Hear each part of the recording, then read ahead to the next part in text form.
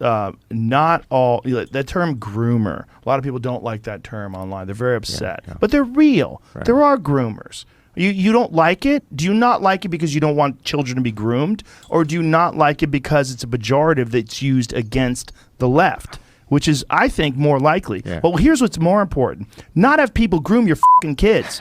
That's what's more important than you getting uncomfortable with this word because it's used by people on the right. Like I saw someone as an argument, someone who I think is an intelligent person, say that there should be a block against using the word groomer. Unbelievable. No, there should be no groomers. How about that? And this is what they wrote. They said, not all teachers are groomers, but a lot of groomers are teachers. There you go. And that's real. Yeah. That's a real fucking problem. Welcome to Miko Reacts and Reviews, where we act and review to things on the internet. And today we are going to be talking about Joe Rogan upsetting the internet once again. And I agree with what he's saying. I've talked about this whole, this weird epidemic problem that's coming out about teachers trying to groom little kids into an ideology. It's all over TikTok.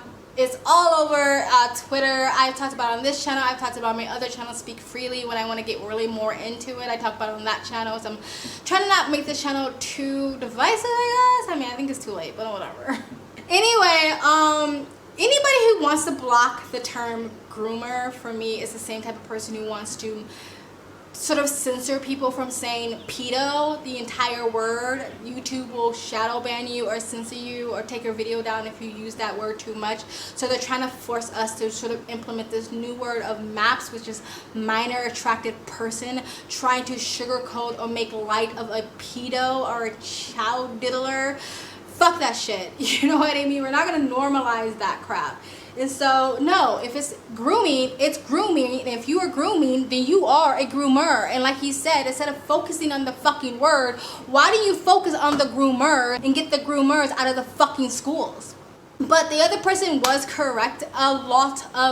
A lot of teachers aren't groomers, but a lot of groomers are teachers. I don't know why people want to deny reality, like this stuff doesn't happen. Just like they try to deny that little kids can't just be influenced to believe something that they're not. Little kids can be influenced. That is that's a fact. It's something that we've known. People say like little kids are like sponges. They just suck things up. So yes, you teaching kids things can affect their thinking process and the way they develop because they are influential, right? The same way as that a lot of people who are kitty diddlers, a lot of pedos, a lot of pervs put themselves in positions around kids so they can have easy access to children, right? You're gonna put yourself in positions, you're gonna become teachers, you're gonna become like after school like programmers and you know, open kid charities and stuff like that to put yourself in easy access around children. You become a predator on single moms who have children. This is a known thing.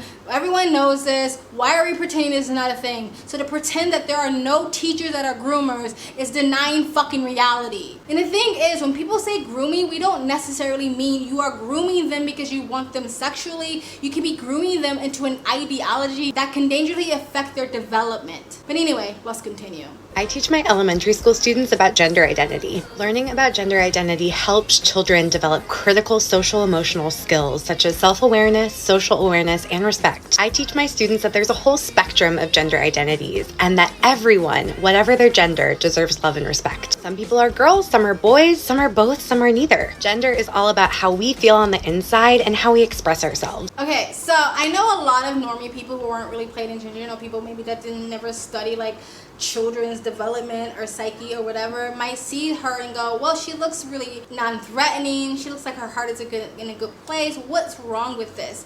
What's wrong with it is children don't need this. When you are a child, especially when you are in preschool all the way up until first grade, you're not born with bias. You're not born with racism. You haven't developed a prejudice yet. So it doesn't really matter. For little kids, they don't care about your skin color. They don't care about your race. They don't care about your gender expression, your will-be sexuality, your religion, your cultural economic standing. They are fucking pure kids. They're innocent. And so you are the one stepping in and dividing. You are the one stepping in and categorizing things. You are the one stepping in and dividing and saying this or that. They were fine. You came in and corrupted their innocence. They don't need you to tell them those things because they're just little kids. You let them develop those things on their own by interaction with other kids and social interactions on playgrounds and social events and stuff like that. They don't need you to tell those things, especially at that young age. The Gender Unicorn helps users capture the difference between gender identity, who we know ourselves to be, gender expression, how we express our gender, biological sex, genitals, chromosomes, and hormones, physical attraction, and romantic attraction. I have used it both in a lesson as a teacher, but also with our staff at EMS. Earlier this year, we did a training where the Gender Unicorn was a major piece that we talked about to support staff members to continue to learn and understand our students' identities. Okay, you saw that little cartoon of the unicorn, right? What age does that look like that's directed to? Does it look like it's directed to high schoolers? College grads? Or does it look like it's directed to very young kids from preschool, kindergarten, first grade, second grade? Why do they need to know about sexual attraction or romantic attraction? Moving on. The goal of the transition closet is for our students to be able to wear the clothes that their parents approve of, come to school, and then swap out into the clothes that fit who they truly are. And I use the idea that this is like Superman changing in a phone booth. But that idea actually goes a lot further than that, because Superman isn't Clark Kent. Clark Kent is actually the disguise. And when Clark Kent goes into the phone booth, he transforms into Superman, who's really just who he truly is, Kal-El. And so this gives our trans students the opportunity to be the superheroes that we know they are. Again, who do you think the idea of telling kids Superman, right? That's not high schoolers, because high schoolers don't believe in Superman. They don't believe in superheroes that you can fly and stuff like that. That's not college grads. Those are young kids. And what they're doing is putting a positive spin, giving positive affirmation, this sort of love bombing idea of like, oh my God, if you're trans, you're like Superman. You're a superhero. You can put on a cape and fly. So what little kid is not going to want to do that? What little kid is not going to want to be Superman? What little kid is not going to want to be a superhero and get all the praise from their teacher? That's influencing little kids' minds that you are not in a position to be doing.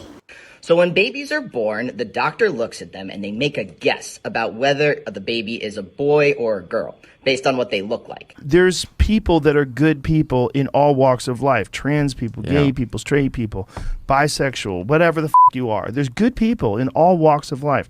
There's also pieces of shit that will use those labels in order to get closer to groups of people and indoctrinate them for their own sexual pleasure. And that's real. Thank you, Joe Rogan, for speaking the facts. I love that he uses his platform, his giant fucking platform. That's why the left is fucking so mad at him, because they know that he doesn't just reach right-wingers or Republicans or conservatives. He reached the normie person. He reaches the normie mom and dad who's listening to this and like, let me go scope out my kids' school to make sure they're not doing this bullshit. I've already said my views on how I feel about this whole thing on so many different channels or so many different videos. I'm not gonna get too much into it. I said my piece on this video, but you should be more concerned about the groomers and less concerned about the word grooming, because it's been brought up for a reason. But anyway, guys, tell me what you think of this video, what I said, what they said, or what you saw in this video in the comment section below. Please like, comment, subscribe, hit that bell to get a notification when I do upload. All of that really does help with the algorithm, guys. And if you'd like to support this channel even further, you can donate. My PayPal me link is in the description box below and also in the comment section. Of course, it helps, but you don't have to. You can just like, comment, and subscribe.